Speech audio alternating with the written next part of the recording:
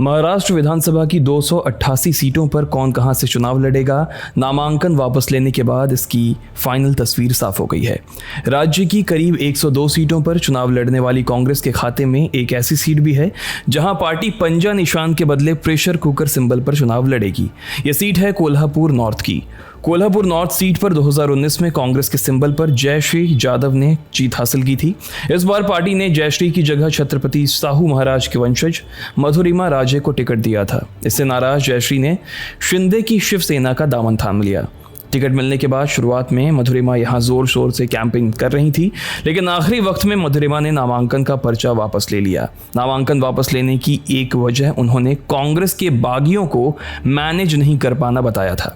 मधुरिमा के नामांकन वापस लेने से कोल्हापुर में कांग्रेस की मुश्किलें बढ़ गई हैं, क्योंकि पार्टी के पास आखिरी वक्त में कोई ऑप्शन ही नहीं बचा था। कोल्हापुर नॉर्थ सीट से मधुरिमा राजे को टिकट दिलाने में महाराष्ट्र विधान परिषद के सदस्य सतेज पाटिल ने बड़ी भूमिका निभाई थी। मधुरिमा ने जब टिकट वापस किया तो उन्होंने इसकी पहली सूचना सतेज पाटिल को ही दी थी। कोल्हापुर में सोमवार को लोगों के बीच पाटिल रोने भी लगे थे। पाटिल का कहना था कि मुझे आखिरी वक्त में उन्होंने ये जानकारी दी। इधर मुंबई से लेकर दिल्ली तक ये मंथन चल रहा है कि आखिर मधुरिमा के बदले किससे उम्मीदवार बनाया जाए। कोल्हापुर को कांग्रेस पार्टी का गढ़ माना जाता है। 2019 के विधानसभा चुनाव में कोल्हापुर लोकसभा में से 6 में से 3 सीटों पर कांग्रेस ने जीत दर्ज की थी। 2024 के लोकसभा चुनाव में कांग्रेस को कोल्हापुर की 6 में से 5 विधान सीटों पर बढ़त भी मिली थी। यहाँ की अधिकांश सीटों पर कांग्रेस का मुकाबला शिंदे की शिवसेना से है। कोल्हापुर नॉर्थ सीट 2009 में अस्तित्व में आया था। उस वक्त शिवसेना को यहां से जीत मिली थी। 2014 में भी शिवसेना ने यहां से जीत हासिल की थी। 2019 में कांग्रेस के चंद्रकांत जाधव जीतकर विधानसभा पहुंचे, लेकिन 2022 में उनका निधन हो गया।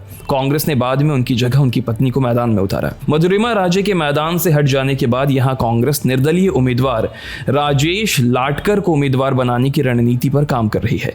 लाटकर को चुनाव आयोग से प्रेशर कुकर का चुनाव चिन्ह मिला है। लाटकर 2022 में कांग्रेस में आए थे, लेकिन इस बार टिकट न मिलने से उन्होंने निर्दलीय ही पर्चा दाखिल कर दिया।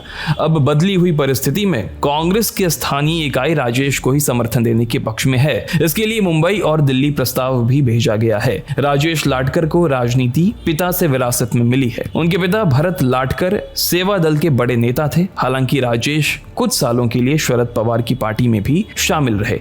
हालांकि राजेश के नाम की आधिकारिक घोषणा अभी तक कांग्रेस की तरफ से नहीं की गई है। कहा जा रहा है कि दिल्ली से हरी झंडी मिलते ही राजेश की नाम की प्रेस कॉन्फ्रेंस कर पार्टी घोषणा कर देगी। कोल्हापुर में राजेश का मुकाबला शिंदे की शिवसेना के राजेश से है। कांग्रेस इस बार महाराष्ट्र में उद्धव ठाकरे की शिवसेना और शरद पवार की एनसीपी के साथ गठबंधन में है। इन दोनों पार्टियों के अलावा कांग्रेस गठबंधन में शेतकारी और सीपीएम भी शामिल हैं। महाराष्ट्र की 288 सीटों पर 20 नवंबर को मतदान प्रस्तावित है। यहाँ पर मुख्य मुकाबला कांग्रेस गठबंधन का बीजेपी गठबंधन से है।